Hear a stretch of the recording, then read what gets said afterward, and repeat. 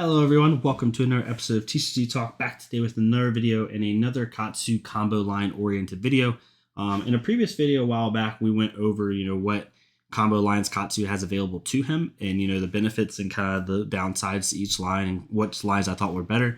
But I figured, the first video, as much as I think it was a useful video, it can be seen as opinion based. So I kind of wanted to just go through the straight statistics of each combo line, so newer players or players that maybe aren't 100% sure can understand like the statistical benefit and statistical downsides for each line, and then you can make the decision yourself. The kind of key takeaway for all these combo lines is, yes, there are ones that are 100% more powerful and useful, but there are a couple combo lines that are more useful for different playstyles of Katsu. I am a aggro based deck. Super aggro, go super wide. I'm not a controller or mid-range based deck. I only run 15 blues, so what works for me might not work for you. Like for me, I don't like the break tide line, but I have seen good Katsu lists that are basically building their deck around the break tide line with blue rushing rivers and red rushing rivers and 3 break tides and things like that. So it's definitely not out of the case. But as we're getting into it, just know that I'm trying to give you kind of an objective look on the lines themselves and the benefits. So we went into what is the line, what is the card line itself, how many natural go again cards does the line have, how many resources are needed, and what damage is done, right? So the surging line we all know, right? Surging, Whelming, McGinty, and Lord of Wind. If you don't pump Lord of Wind, it's 16 damage done in the total in the line.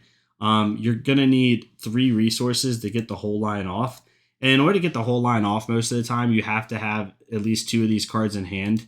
I didn't add that as kind of a stat, but cards needed in hand. If you don't, we can go ahead and add it now. So most of the time, you're going to need at least 2 of the cards or actually 3 of the cards in hand, or 2 of the cards in hand to go get everything. Particularly probably surging and whelming, to be honest.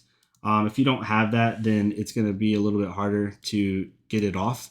But it really just depends on what's going on. Early game, this is still a good line, but this line really is its most beneficial late game because you can pump Lord of Wind. Let's say you have 6 targets in your graveyard and you haven't discarded a Lord of Wind yet. You can go get your 2 other Lord of Winds and pump your attack for 6, grabbing 6 targets, and all of a sudden Lord of Wind will hit for 8 instead of 2. Obviously, it'll go up 6, so it'll go up to 22 damage. So I think that's usually you're dealing around 16 to 18 damage with this line, and then on an amazing turn, you're dealing around 20, 22.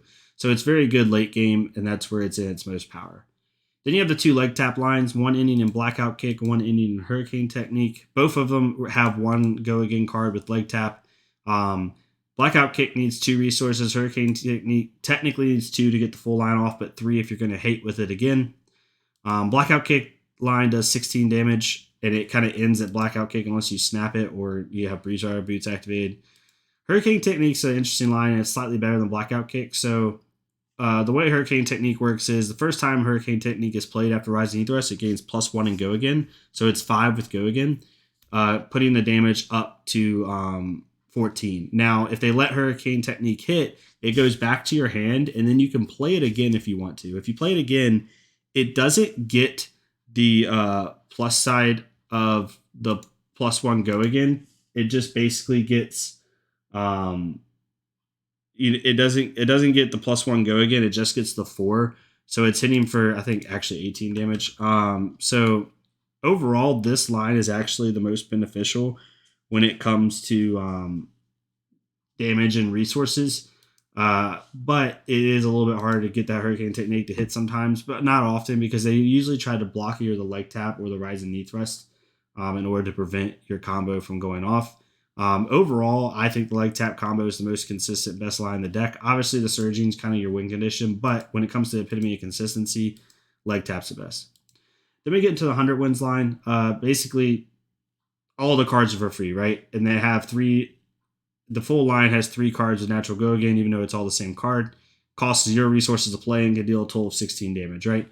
Technically, per resource to damage, this is the best line. However, it's very hard to get off solely because you basically need 3 out of 4 of the cards in your hand in order for it to get off. Now, if for some crazy reason you get a mask trigger and they don't block mask and you draw into a card, that that can work too. But I'm never gonna put that in like a count because that's so RNG based, right? But as you can see with all of these, you basically need 2 cards in hand. But for this line, you basically need 3 of the cards in hand, either 300 wins or 200 wins and a Winds of Eternity, which is really hard to have. So to get this full line off, you typically don't get it off, to be honest. The best you can do most of the time is 200 wins and a Winds of Eternity, which is still an 11 damage hand. So just in parentheses here, right, we'll put 11 because most time that's what you're going to be doing. But the full line is technically 16 damage if you can get it off. So like I said, per resources to damage, it's the best line you can do. But just it's really hard to get it off overall. Soul Bead Strike is the next one in Defined Center. So 0 resources you need, and it does 10 damage. You don't do this line for the damage, though. You do it for Find Center's ability, which basically prevents 1 instance of damage. And, you know, it's good against Visceri. It's good against Prism. It's good against most of the, you know, split damage heroes. However, it is getting nerfed. Find Center is now going to be able to be blocked with equipment starting in March if it does not have a cost associated with it. So like an Iron Rot, for example, or anything that you don't have to pay to use is going to be able to be used against Find Center. Previously, you were allowed to not, you were not allowed to use equipment to block with it because equipment was seen as having a 0 cost value. But now that it's changed, this line's definitely nerfed substantially. It's not impossible to get off, but it's a lot harder now. And it does the least amount of damage out of any of your lines. The Torrent Tempo line into Break Tide. This is the line that if anyone's watched my channel knows I really don't like. It's 1 resource total for the whole line, 14 damage given. It can give you a 6-card hand. Without going too deep into it, it's hard. It has 0 natural go again, just like the Find Center line does. 0 natural go again. Basically, you either have to get Torrent to hit or give it go again with your Snapdragon Scalers and hope you have Rushing River in hand as well. The best and easiest way to get this line off is if you have Torrent, Rushing River in hand and then go get Break Tide.